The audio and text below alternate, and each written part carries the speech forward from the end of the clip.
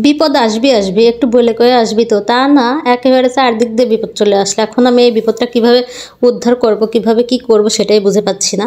আর কিভাবে বিপদ উদ্ধার করলাম, বিপদ থেকে বের হলাম সেটা আপনাদের সঙ্গে শেয়ার করব। হ্যালো এভরিওয়ান, আসসালামু আলাইকুম, welcome back to another blog.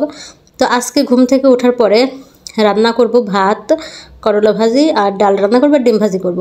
তো এটা আপনাদের ভাইয়া রাতেই বলে রাখছে যে এগুলো রান্না করতে। তো ঘুমের থেকে ওঠার পরে রান্না করব, তো তখন দেখি যে আকাশটা মেঘলা হয়ে গেছে। তো আকাশ মেঘলা হয়ে গেছে, চারদিক অন্ধকার হয়ে যাচ্ছে। তো ভাবলাম তাহলে আর আজকে করলা এখন ভাজি করব না, বিকেলে ভাজি করে দিব রাতের জন্য। আর এখন আমি খিচুড়ি রান্না করি আর ডিমটা ভুনা করি, এটা ভাবলাম। তো ভাবতে ভাবতে ভাবলাম তাহলে আমি খিচুড়িটা তুলে দিচ্ছি। তো আমি রাইস কুকারে খিচুড়ি তুলে দেবো জন্য আমি একদম সব কিছু একদম যে মাখিয়ে নিচ্ছি, হাতে মাখিয়ে তারপরে তুলে দেবো। কারণ হাতে মাখিয়ে রাইস কুকারে রান্না করলে খিচুড়িটা ঝরঝরা হয়। আর আমি কড়াইতে রান্না করতে গেলে দেখা যায় যে ঝরঝরা করতে পারি না, নরম হয়ে যায়। আর আপনাদের ভাই একটু ঝরঝরা খিচুড়ি ভালোবাসে।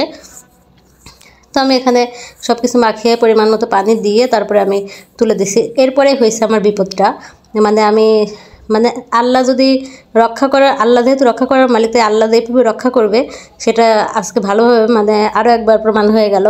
কারণ যেখানে আমি তরি তরকারি কোনো কিছু কাটি নাই, শুধু পেঁয়াজ মরিচ কেটে নিয়েছি আর খিচুড়ি তুলে দিছি, এটা কিভাবে কি হলো সেটাই বুঝলাম না। আসলে আল্লাহ চাইছিল তাই, কারণ যেভাবে রাত্রে যেটা প্ল্যান করে রাখলাম সেটা হইলো না, অন্যটা করে ফেললাম, অন্যটা রান্না করার জন্য। তো এইদিকে আমি চুলায় গ্যাসে ডিম ভাজতে গেছি। তো ডিমটা দেখেন, ডিম ভাজাটা কিন্তু হয়ই নাই, এদিকে গ্যাসটা শেষ হয়ে গেল। তো সেটাই বলতেছি যে শেষ হবি হবি, বিপদ আসবে আসবে, তো চারদিক দিয়ে একবারেই আসছে, আগে থেকে বলে কয়ে আসেনি। তো এদিকে গ্যাসটাও শেষ হয়ে গেলো, আমি আর ডিমটা ভালোভাবে ভাজতেও পারলাম না, তখন তো আরও বিপদে পড়ে গেলাম। এইদিকে আমি বসে আছে যে এতটুকু পানি ছিল এই খিচুড়িতে, পরে দেখি কারেন্টও চলে গেছে। তাহলে দেখেন এদিকে আর একটা বিপদ, যে কারেন্টও চলে গেল, আমার খিচুড়িটা ভালোভাবে হলোই না, কারেন্টও চলে গেলো। দেখুন ভিতরে অনেকটা পানি পানি ছিল, কিন্তু ওই গরমে রাইস কুকারের যে গরমটা ছিল, গরমে পরে খিচুড়িটা হয়ে গেছে, তো তার জন্য বাসা। তারপরে কারেন্ট চলে গেছে, আমি তো শুধু ভাবতেছি যে আপনাদের ভাইয়া দুপুরে খেতে আসলে আমি ওকে কী খেতে দিব। তারপরে একটার সময় কারেন্ট আসছে, তো ও আজকে 1:30টার সময় আসছে। তো কারেন্ট আসার পরে আমি তাড়াতাড়ি করে রাইস কুকারের ডিমটা কোনো মতো ভুনা করছি, কারণ যেহেতু আমার ভাজি হয়ে গেছে, এখন শুধু আমি ভুনা করে নেব কোনো রকম।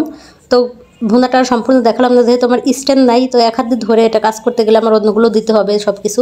তো সব কিছু দিয়ে আমি এখন ডিমটা দিয়ে দিছি। ডিমটা দিয়ে কিছুক্ষণ ফুটিয়ে রান্না করে পানি আমি অল্প পরিমাণ দিয়েছিলাম যেন তাড়াতাড়ি হয়ে যায়, দিয়ে তারপরে আমি রান্না করে নামিয়ে ফেলি। তো এইভাবে আমার বিপদটা উদ্ধার হয়। তো কথা বলতে বলতে আমার রান্না বাড়া সব শেষ। আর সবাই ভালো থাকবেন, সুস্থ থাকবেন।